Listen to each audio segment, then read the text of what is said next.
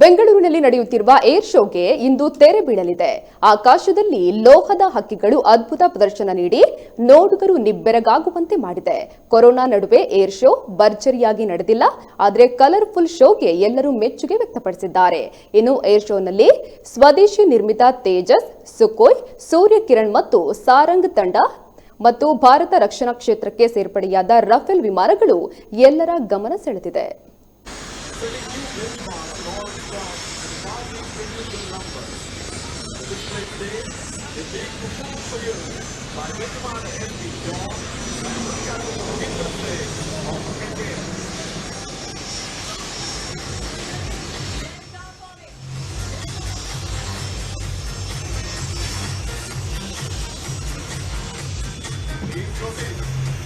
The rapid pull-up and the unique stability of the rotor as the pilot will march the helicopter under negative G to cut the over far away from ground.